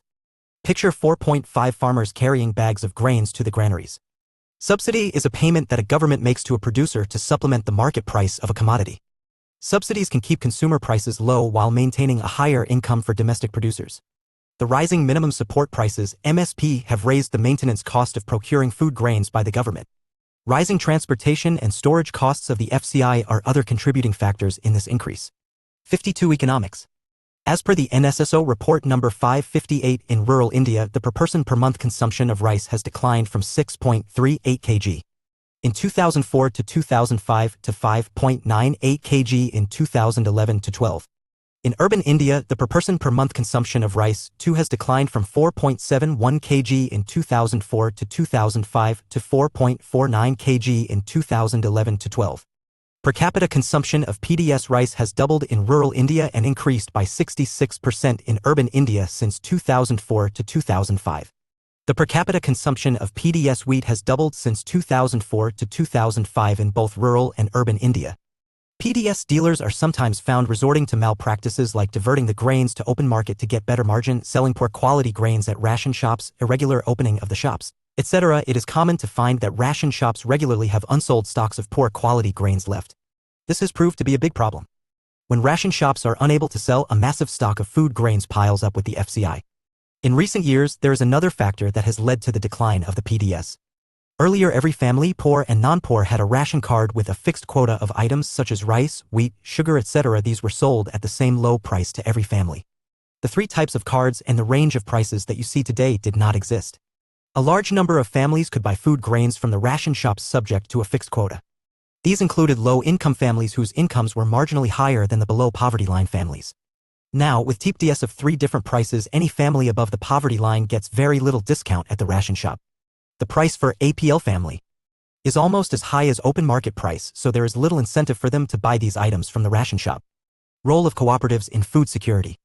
The cooperatives are also playing an important role in food security in India, especially in the southern and western parts of the country. The cooperative societies set up shops to sell low-priced goods to poor people. For example, out of all fair-price shops running in Tamil Nadu, around 94% are being run by the cooperatives. In Delhi, Mother Dairy is making strides in provision of milk and vegetables to the consumers. ATCONTROLLEDRATEDECIDEDBY Government of Delhi. Amul is another success story of cooperatives in milk and milk products from Gujarat. It has brought about the white revolution in the country. These are a few examples of many more cooperatives running in different parts of the country, ensuring FOODSECURITYFFERENTSECTIONS of society. Similarly, in Maharashtra, Academy of Development Science (ADS) has facilitated a network of NGOs for setting up grain banks in different regions. ADS organizes training and capacity building programs on food security for NGOs.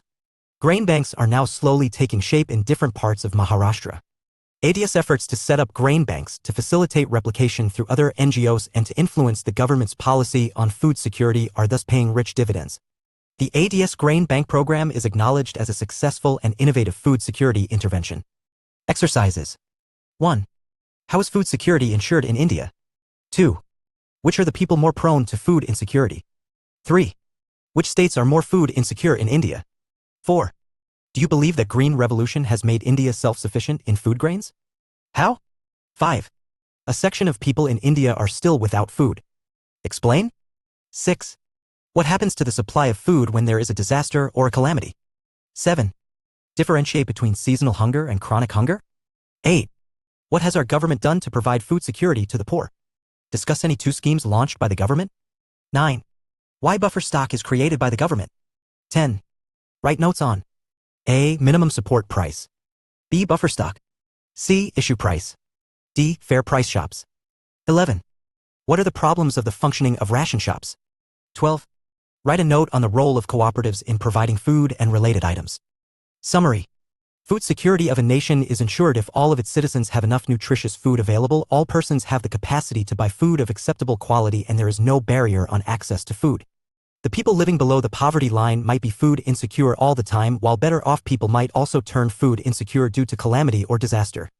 Although a large section of people suffer from food and nutrition insecurity in India, the worst affected groups are landless or land-poor households in rural areas and people employed in ill-paid occupations and casual laborers engaged in seasonal activities in the urban areas.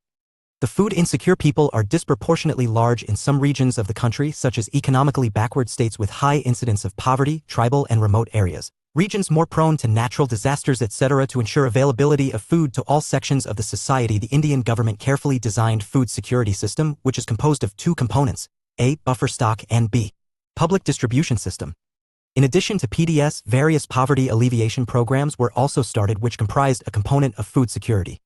Some of these programs are Integrated Child Development Services (ICDS), Food for Work, FFW, Midday Meals, Antyodaya Anna Yojana, AAY, etc. In addition to the role of the government in ensuring food security, there are various cooperatives and NGOs also working intensively towards this direction.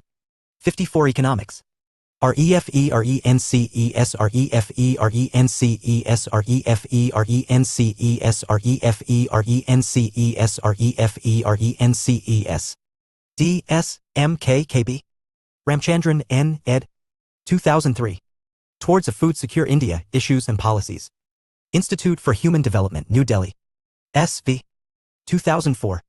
Food Security in India, paper presented in ADR FIFRI Final Meeting on Food Security in India, September 10 to 11, New Delhi. S.N.C. 2004. Reorganizing Policies and Delivery for Alleviating Hunger and Malnutrition, paper presented at National Food Security Summit, New Delhi. S.A.K. 1983. Poverty and Famines, an Essay on Entitlement and Deprivation. Oxford University Press. FAO 1996. World Food Summit 1995. Food and Agricultural Organization, Rome. UN 1975. Report of the World Food Conference 1975. Rome, United Nations, New York. Food Corporation of India. S.N.C. 2004. Synergizing Government Efforts for Food Security in Swaminathan, M.S. and Medrano, Pedro, eds. Towards Hunger-Free India, East-West Books, Chennai. S. R. Ekha and M. JV 2004. Micronutrient Deficiencies in Rural Diets. Towards Hunger-Free India, From Vision to Action. Proceedings of Consultation on Towards Hunger-Free India, Countdown from 2007. New Delhi. Government of India. Economic Survey. 2002, 03, 2003, 04, 2004, 05. Ministry of Finance. New Delhi. IPS 2000. National Health and Family Survey 2. International Institute of Population Sciences. Mumbai.